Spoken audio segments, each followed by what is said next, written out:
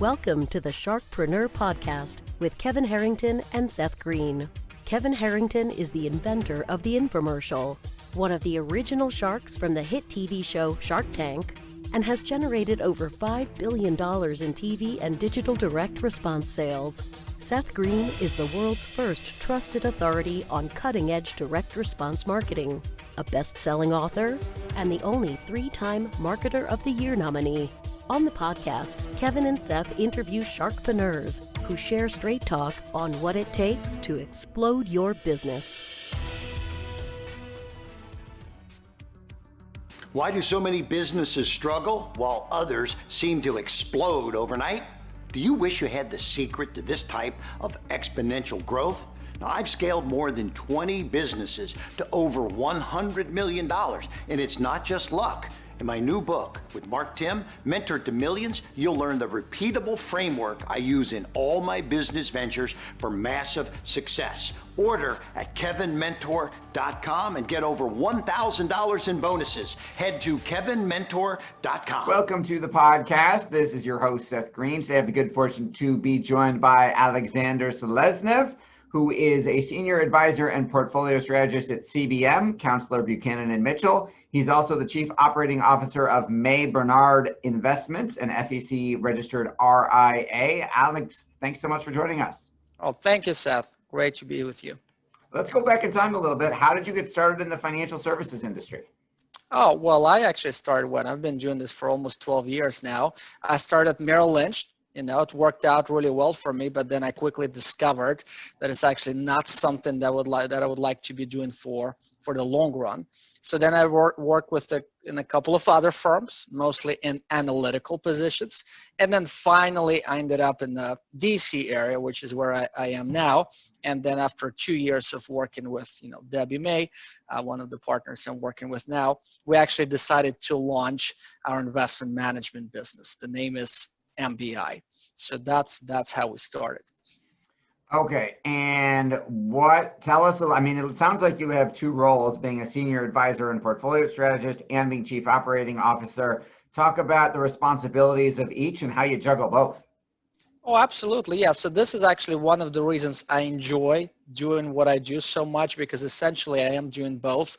I would say roughly half of my work, is directly with clients, understanding their goals and objectives and what is it that they're truly trying to accomplish. And we really go far. None of our recommendations are cookie cutter. We always start from scratch. And then on the investment side or operations side, that's how I usually refer to it. Well, actually, I've been spending less time on it, because we have other people who are helping me quite a bit, but I still enjoy that work. And, in the long run, I'll probably still be doing at least some of it. Okay, so we're recording this during the height of the COVID pandemic. Obviously, we're not asking for any investment advice on this show, but what conversations, how are you talking about that with clients now? Oh, that's a great question, Seth. So I'll tell you, in March and April, in many cases I'll tell you the most I ever had in one day was 11 phone calls. I never had that many in the past. So the most important idea is to stick to your plan, assuming, of course, you have one in place. And for essentially all of our clients, we always have a plan in place. I like to say, look, it can fit on a single sheet of paper, that's perfectly fine, but you need to have something in place. Now, in March or April of this year, it just happened that we rebalanced all of our portfolios actually earlier this year, so we're fully prepared to actually take advantage of it. I will say that at the time, we wanted to do it gradually, meaning, selling bonds and reinvesting in equities. In retrospect, we did more of that, but of course, it's hard to say. But again, the idea is to really take advantage of it. And then quickly fast forward, we are expecting more market volatility later this year for a variety of reasons. So we're preparing, again, our portfolios to potentially take advantage of that as well. All right. You work with a number of different types of clients. How do you juggle all of, they're working with business owners, doctors, attorneys, retirees, all the way down to the younger professionals who might be more growth oriented. How do you balance and juggle all of those diverse needs? Absolutely, Seth. So it's always personalized. One thing I like to say, like specifically on the investment side, we will not even start that conversation up until we fully understand your goals and objectives. And it's interesting, you mentioned, all of these people, and it's really diverse, but in most cases, people really reach out to us when they're transitioning into the next chapter of their life. That's how I like to say it, or they're experiencing some kind of significant event. In some cases, it's positive. In some other cases, unfortunately, it's not that positive. But that's really where we step in. We analyze their situation, we craft a financial plan for them, and only then we talk about their investments. That makes a lot of sense. You talk a lot about being holistic. What does that mean to you?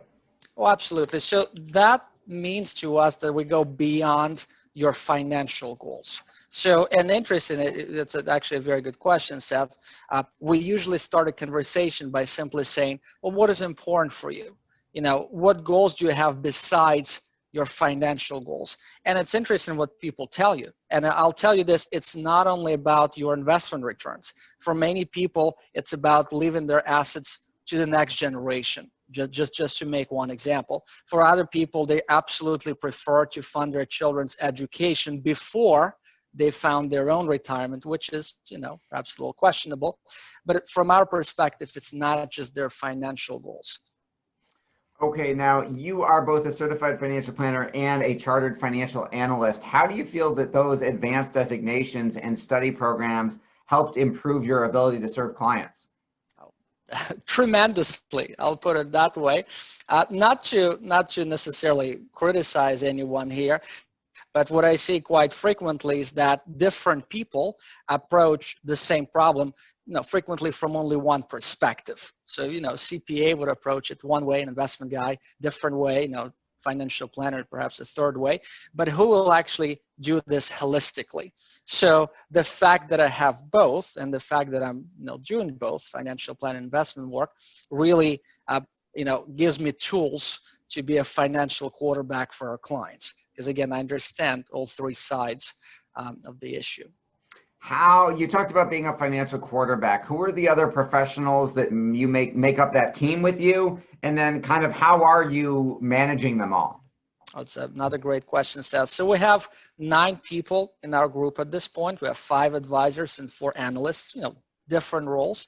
We have 5 certified financial planners, 2 CFAs or Chartered Financial Analysts. We have 3 Chartered Divorce Financial Analysts or CDFAs and 4 CPAs. So as you can imagine, there is a lot of depth, and all of us bring something to the table. So I refer to myself as the investments guy.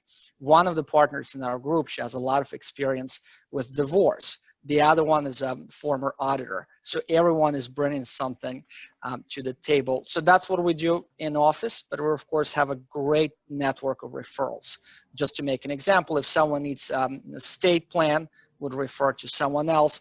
If someone needs any kind of insurance, we also have a strong group of referrals that we would be working with.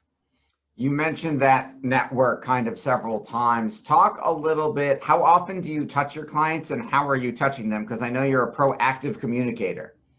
That's a great point, Seth. So it happens in practice that we're reaching out to our clients at least monthly. That's not necessarily by design. By design, it's quarterly. We usually release our reports quarterly, and then we'll talk about their asset allocation, their goals and objectives.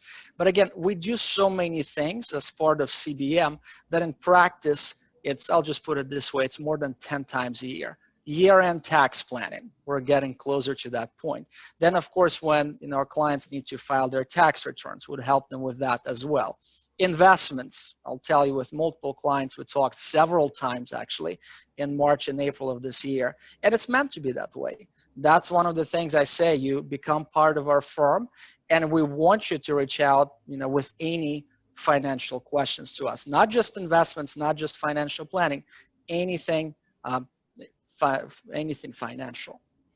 Sure. Do you mind sharing with us approximately how many households your firm as a total is serving right now and what type of assets under management you're responsible for? Absolutely. It's another great question. So it's exactly 121 families relationships. That's how we look at it. At this time, we're managing almost 250 million on a discretionary basis and close to 300 on a non-discretionary basis. One thing I didn't necessarily talk about much, but we do a lot of consulting work. And that is perfectly fine by us. That means that our clients reach out to us. We would do exactly the same type of work that we would, do under the AUM model, but they would essentially be responsible for the implementation of our recommendations. So in that case, they're paying for the advice, and then the actual work is being handled maybe by their brother-in-law or somewhere else. That is perfectly fine by us. And again, I always say that if someone reaches out to us, I would describe both. And I would say, look, we will be doing exactly the same work for you, but realize if you go the consulting route, you'll be responsible for the implementation. That's one, and also for monitoring of your financial plan and your investment asset allocation. But it's really a choice.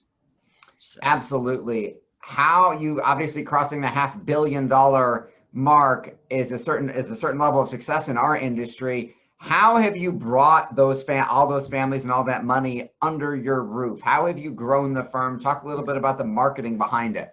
Absolutely. So maybe a little more than 7 years ago at this point, we mostly focused on our consulting work. At the time, MBI didn't exist. And I clearly remember that meeting with one person. We prepared a financial plan for her. We discussed, pros and cons of doing different things. And then we essentially told her, well, take this plan, go to your advisor and have him implement it for you.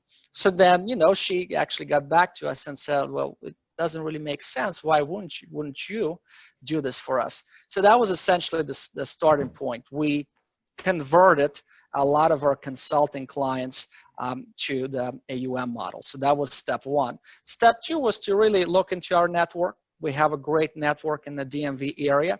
Most of our clients come to us through referrals. Many of them, they've been working with us for years and years, in some cases, decades, on the tax side, on the divorce side, on the consulting side. So that's stage two. And then finally, 3 years ago, we merged with CBM, as you mentioned earlier, and a lot of our new clients are actually coming from CBM, from their existing client network. Okay, and then you're also a member of both the CFA Society of Washington and the National Capital Association of Financial Planners. Talk a little bit about those industry associations and what you feel those have kind of added to your value. Great. It's interesting. Both are great networks. I very much enjoy going to different meetings in both groups. Unfortunately, over the past 6 months, mostly video meetings, which are great, but it's not the same. But at the same time, they're very different perspectives. As you can imagine, with the Financial Planning Association, most of the topics are financial in nature. They're broad. Many speakers actually join our meetings, and they essentially present to us. They're trying to educate us on new products, to make one example. Our CFA meetings, they're more technical in nature, which I enjoy as well, and usually they're in smaller groups. So it's usually more of a discussion. So it's, again, on the surface, they're trying to accomplish the same goal, but in practice, they're very different. What do you like best about what you do? Working with clients. That is what I absolutely love. Every morning I essentially wake up, and I usually have at least a couple of meetings a day, and we really help people. That's something that I enjoy the most. And again, when someone reaches out to us, in many cases, not always, but in many cases, again, there is no clear idea of what their goals and objectives are, and specifically how people would be accomplishing those goals. So as part of this holistic process, we guide people toward, again, their goals and objectives, and of course, over time, we ensure that they're on track to accomplish those goals. With all the success your firm has achieved, what would you say your biggest challenge is now? Transitioning into the, let's call it the new normal. Let's put it that way. I would say there's a lot of uncertainty at this point, including things like this webinar that we're doing right now, this video recording. I'll tell you, we've been quite successful in doing that. Over the past, 6 months at this point, we as a firm, not just our group, we had more than 30 different webinars, if not 40. And something tells me, going forward, that's how we're going to be operating. Same goes for client interaction. Of course, at this point, hundreds of different video meetings. And something tells me, once this whole COVID situation is over, we will not necessarily go back to meeting in person all that frequently. I'm not saying that's a good thing, but that's the reality. That's how we'll likely move forward again when this whole thing is over. As we record this, we've got an election coming up in about a month. Take a guess. Any predictions as to A, who wins, and B, how the market reacts? Absolutely. So we follow it quite closely. As we speak today, and today is the 8th, it is likely that we'll experience a Democratic sweep. And I'm not necessarily saying it's good or bad. I do not believe I'm sure, in that you're position being agnostic. We respect that. Absolutely. But that's what we're essentially preparing for. What I like to say is when someone tells me the opposite, well, what is it that someone knows that the entire market does not? And when you look at how the market has been performing, at least over the past couple of weeks, well, again, it's telling you something. Perhaps people are becoming more and more comfortable with that.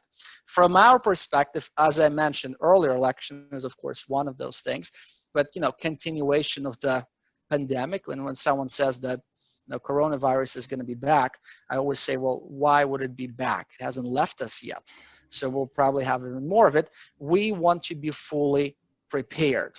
So as a result of that, again, we're rebalancing our portfolios and we're preparing for more volatility regardless of the reason. We want to be prepared, and even better, we want to be in a position to take advantage of that. So does that mean on average, it sounds like you've increased your allocation to cash or non-equity investments? And if so, by what percentage ballpark? The answer to your question would be yes and no. And what I mean by that, let me make a more of a specific example. For someone who's invested in an allocation of 70% stocks and 30% bonds, given where we are with interest rates, it is possible and probable actually that we're recommended a shift toward perhaps more dividend-paying stocks, so shift into something like 75-25. But at the same time, that 25% piece can be in something like cash, something like money market accounts or short-term bonds that can be easily redeployed to basically buy stocks. But again, we're not trying to keep our allocations bond heavy at this point. We're quite concerned with where we are with interest rates. The expectation is that they'll stay low for at least 3 years. And again, especially for larger portfolios, when you tell someone, how much money is sitting and not earning you much, we're trying to, keep it balanced. Absolutely. Well, you've been on an absolutely fascinating journey. What is the best place for our audience to go to learn more about you and what you're doing at both companies? Absolutely. So please visit our website. We have 2 of them. The first one is cbmcpa.com, and the second website dedicated to our investment management group is barnhardinvestments.com. So please visit both websites to learn about what we do. And of course, if you have any questions, feel free to reach out directly to me or anyone in our team. All right, this has been Seth Greene with Aleksandr Seleznev, of Portfolio Strategist and Senior Advisor at CBM and Chief Operating Officer of Barnhard Investments. Aleksandr, thanks so much for joining us. Thank you, Seth. My pleasure. Thanks everybody for watching or listening. We'll talk to you next time. Thank you. Do you need money to fund your idea, product, or service? Are you ready to take your business to the next level but need capital to get it done? Kevin Harrington has heard more than 50,000 pitches and knows how to help you make the perfect pitch to get the funding for your entrepreneurial dream. He's distilled the process down in his perfect pitch cheat sheet, and it's yours for free. Just text PITCH to him right now at 727-888-2100. Text PITCH to 727-888-2100 right now and claim your free perfect pitch cheat sheet. Text PITCH to 727-888-2100 to start funding your dream today. This show has been produced by Market Domination, LLC. To discover how you can have your own show completely done for you and turn it into a real published book and become the authority in your marketplace, go to www.marketdominationllc.com/podcast offer.